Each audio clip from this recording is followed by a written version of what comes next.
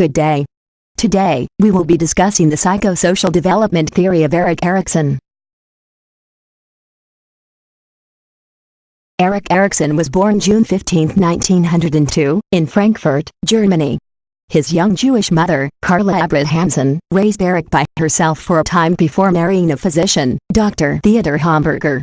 The fact that Hamburger was not, in fact, his biological father was concealed from Erickson for many years.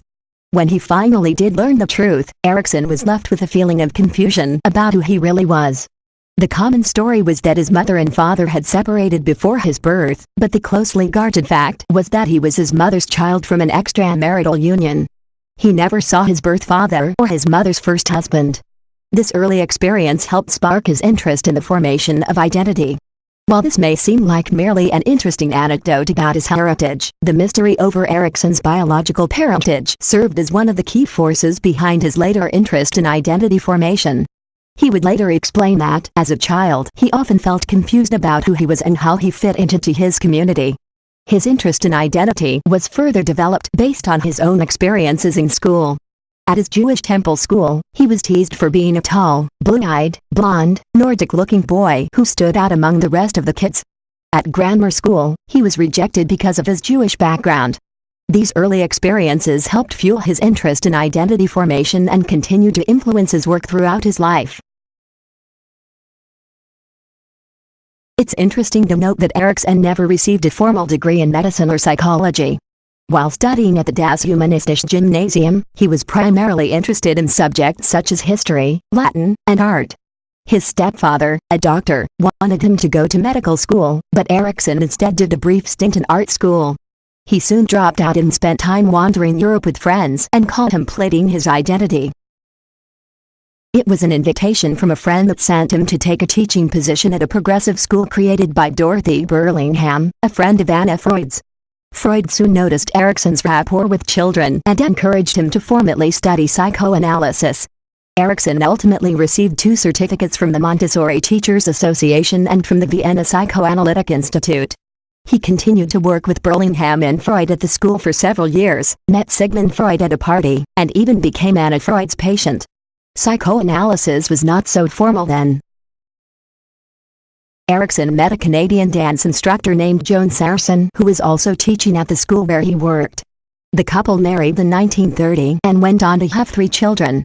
His son, Kai T. Erickson, is a noted American sociologist.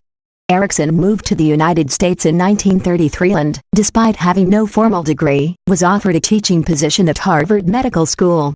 He also changed his name from Eric Hamburger to Eric H. Erickson, perhaps as a way to forge his own identity. In addition to his position at Harvard, he also had a private practice in child psychoanalysis. Later, he held teaching positions at the University of California at Berkeley, Yale, the San Francisco Psychoanalytic Institute, Austin Riggs Center, and the Center for Advanced Studies of the Behavioral Sciences. He published a number of books on his theories and research, including Childhood and Society and The Life Cycle Completed. His book Gandhi's Truth was awarded a Pulitzer Prize and a National Book Award. Psychosocial development. Erickson believed that personality developed in a series of stages. His theory described the impact of social experience across the whole lifespan. Erickson was interested in how social interaction and relationships played a role in the development and growth of human beings. Each stage in Erickson's theory builds on the preceding stages and paves the way for following periods of development. In each stage, Erickson believed people experience a conflict that serves as a turning point in development. In Erickson's view, these conflicts are centered on either developing a psychological quality or failing to develop that quality. During these times, the potential for personal growth is high, but so is the potential for failure. If people successfully deal with the conflict, they emerge from the stage with psychological strengths that will serve them well for the rest of their lives. If they fail to deal effectively with these conflicts, they may not develop the essential skills needed for a strong sense of self. Erickson also believed that a sense of competence motivates behaviors and actions. Each stage in Erickson's theory is concerned with becoming competent in an area of life. If the stage is handled well, the person will feel a sense of mastery, which is sometimes referred to as ego strength or ego quality. If the stage is managed poorly, the person will emerge with a sense of inadequacy in that aspect of development. 8 Psychosocial stages. Erickson was a neo-Freudian psychologist who accepted many of the central tenets of Freudian theory but added his own ideas and beliefs. His theory of psychosocial development is centered on what is known as the epigenetic principle, which proposes that all people go through a series of 8 stages.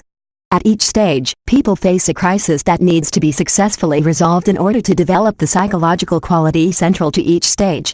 The 8 stages of Erickson's psychosocial theory are something that every psychology student learns about if they explore the history of personality psychology. Much like psychoanalyst Sigmund Freud, Erickson believed that personality develops in a series of stages. Erickson's theory marked a shift from Freud's psychosexual theory in that it describes the impact of social experience across the whole lifespan instead of simply focusing on childhood events. While Freud's theory of psychosexual development essentially ends at early adulthood, Erickson's theory described development through the entire lifespan from birth until death. Stage 1, Trust versus Mistrust. From infancy to 18 months old. During this stage, the infant is uncertain about the world in which they live. To resolve these feelings of uncertainty, the infant looks towards their primary caregiver for stability and consistency of care. If the care the infant receives is consistent, predictable and reliable, they will develop a sense of trust which will carry with them to other relationships, and they will be able to feel secure even when threatened. Success in this stage will lead to the virtue of hope. By developing a sense of trust, the infant can have hope that as new crises arise, there is a real possibility that other people will be there as a source of support.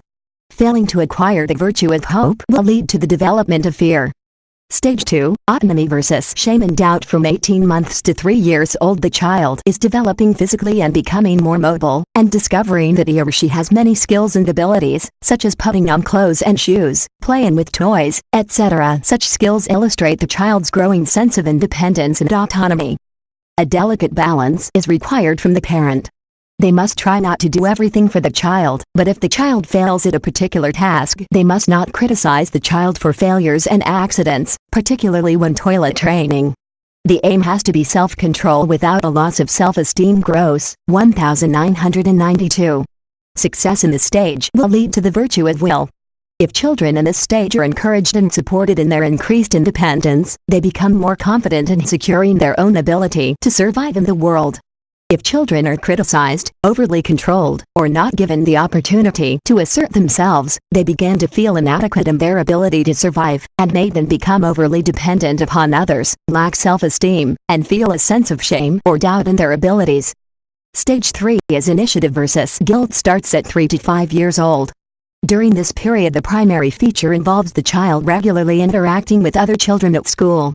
Central to this stage is play, as it provides children with the opportunity to explore their interpersonal skills through initiating activities. Children begin to plan activities, make up games, and initiate activities with others. If given this opportunity, children develop a sense of initiative and feel secure in their ability to lead others and make decisions. Conversely, if this tendency is squelched, either through criticism or control, children develop a sense of guilt. They may feel like a nuisance to others and will, therefore, remain followers, lacking in self-initiative. The child takes initiatives which the parents will often try to stop in order to protect the child.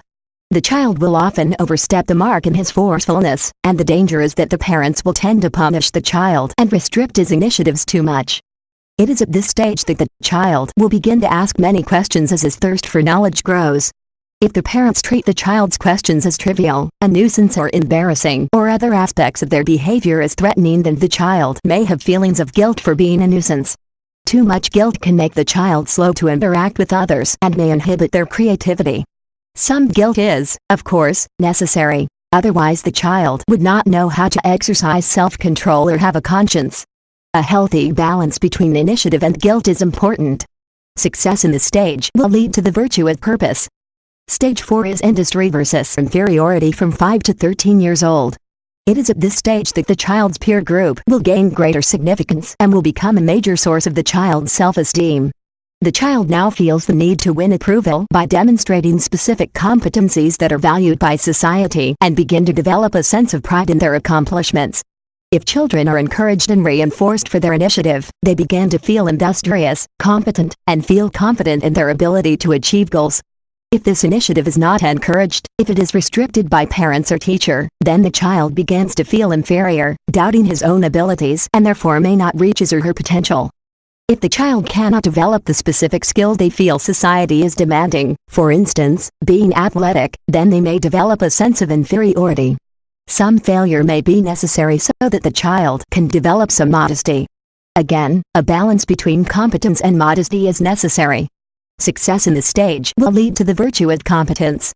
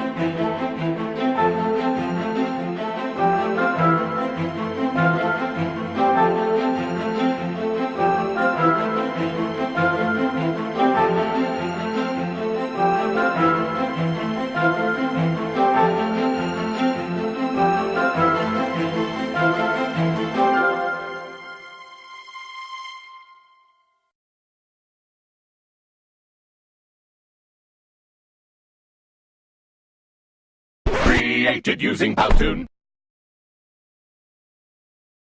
Stage 5 is identity versus role confusion starts at 13 to 21 years old. During adolescence, the transition from childhood to adulthood is most important. Children are becoming more independent and begin to look at the future in terms of career, relationships, families, housing, etc. The individual wants to belong to a society and fit in. Erickson claims that the adolescent may feel uncomfortable about their body for a while until they can adapt and grow into the changes. Success in this stage will lead to the virtue of fidelity. Fidelity involves being able to commit oneself to others on the basis of accepting others, even when there may be ideological differences.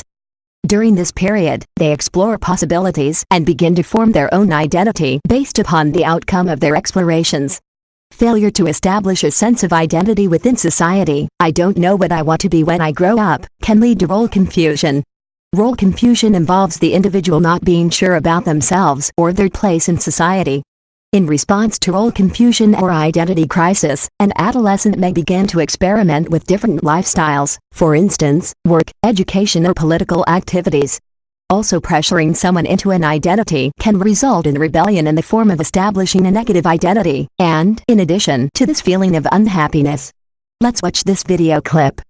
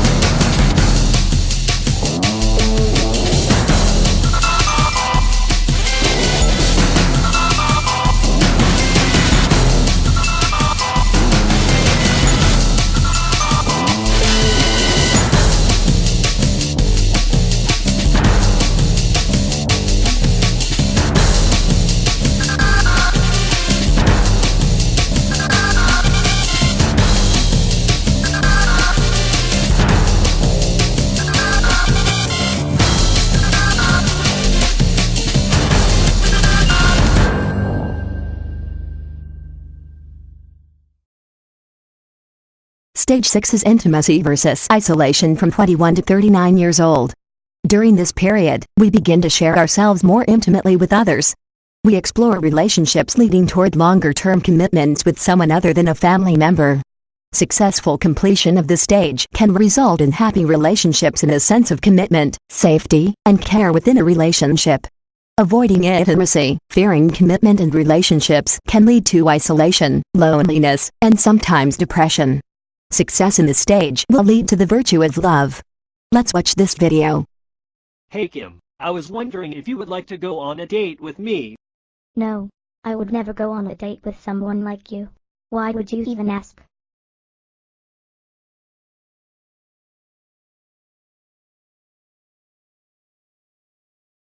I don't get it. What's wrong with someone like me? I feel so lonely. All I want is a good relationship with a beautiful girl.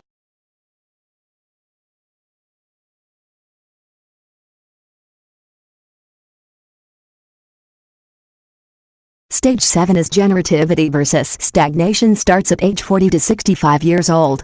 Generativity refers to making your mark on the world through creating or nurturing things that will outlast an individual. People experience a need to create or nurture things that will outlast them, often having mentees or creating positive changes that will benefit other people. We give back to society through raising our children, being productive at work, and becoming involved in community activities and organizations. Through generativity, we develop a sense of being a part of the bigger picture. Success leads to feelings of usefulness and accomplishment, while failure results in shallow involvement in the world. By failing to find a way to contribute, we become stagnant and feel unproductive. These individuals may feel disconnected or uninvolved with their community and with society as a whole. Success in this stage will lead to the virtue of care. Stage 8 is ego integrity versus despair at the age of 65 and older, the final stage. It is during this time that we contemplate our accomplishments and can develop integrity if we see ourselves as leading a successful life. Erickson described ego integrity as the acceptance of one's one and only life cycle as something that had to be 1950, p. 268, and later as a sense of coherence and wholeness 1982, p. 65. Erickson believed if we see our lives as unproductive, feel guilt about our past, or feel that we did not accomplish our life goals, we become dissatisfied with life and develop despair, often leading to depression and hopelessness. Success in this stage will lead to the virtue of wisdom. Wisdom enables a person to look back on their life with a sense of closure and completeness, and also accept death without fear. Wise people are not characterized by a continuous state of ego integrity, but they experience both ego integrity and despair. Thus, late life is characterized by both integrity and despair as alternating states that need to be balanced. Now, let's try to see the connection of Erickson's psychosocial development theory to special education and other discipline. Social anxiety and psychosocial development. The onset of social anxiety disorder generally occurs in late childhood to adolescence. We argue that the symptoms of social anxiety impact upon the individual's progression through Erickson's 1950 stages of development. If Erickson's stages of psychosocial development are accurate, then onset of social anxiety prior to age 10 or age 15 will have a deleterious effect upon the development of personality at these stages and, indeed, subsequent stages. Specifically, the development of social anxiety during adolescence, where the individual does not seek treatment, might contribute to the failure of the individual to develop a sense of industry and a sense of identity that are central to these periods. The lack of development in these areas may also, but not necessarily, affect later issues related to intimacy, generativity and ego integrity. Indeed, in the socially anxious individual we often do see the expression of feelings of inferiority, role confusion, isolation, stagnation and despair, which are the antithesis of Erickson's healthy person. The impact of social anxiety is likely to be extended beyond psychosocial development to other aspects of life, including the development of social skills, social support and relationships. The role of parenting behavior during these early stages is a significant factor to be considered. Mental health is also related to psychosocial development. It might seem like an obvious cause of psychosocial dysfunction, but mental health can have a broad meaning. It can cover disorders but also emotional stressors that cause mental health issues.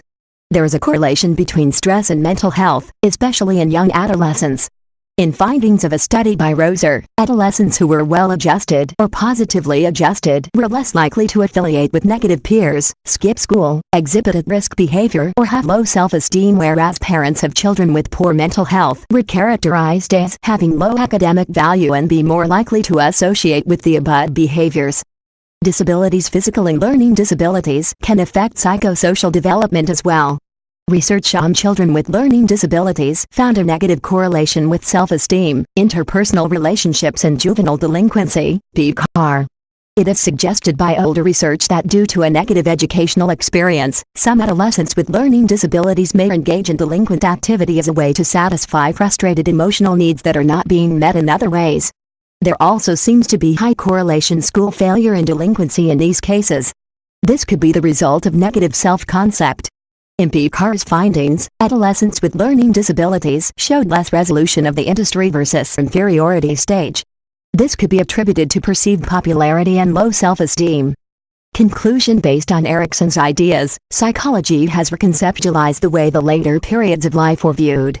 Middle and late adulthood are no longer viewed as irrelevant. Because of Erickson, they are now considered active and significant times of personal growth. Erickson's theory has good face validity. Many people find that they can relate to his theories about various stages of the life cycle through their own experiences. However, Erickson is rather vague about the causes of development. What kinds of experiences must people have to successfully resolve various psychosocial conflicts and move from one stage to another? The theory does not have a universal mechanism for crisis resolution. Indeed, Erickson acknowledges his theory is more a descriptive overview of human social and emotional development that does not adequately explain how or why this development occurs. For example, Erickson does not explicitly explain how the outcome of one psychosocial stage influences personality at a later stage. However, Erickson stressed his work was a tool to think with rather than a factual analysis. Its purpose then is to provide a framework within which development can be considered rather than testable theory. One of the strengths of Erickson's theory is its ability to tie together important psychosocial development across the entire lifespan. Thank you.